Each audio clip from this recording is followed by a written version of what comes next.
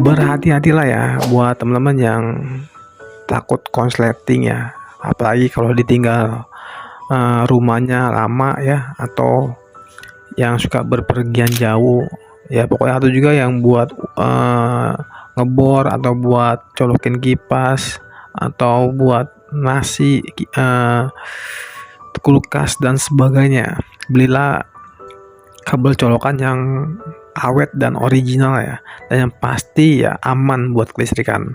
Dan ini udah anti bakar ya, anti beku juga. Harganya tuh 50 ribuan aja.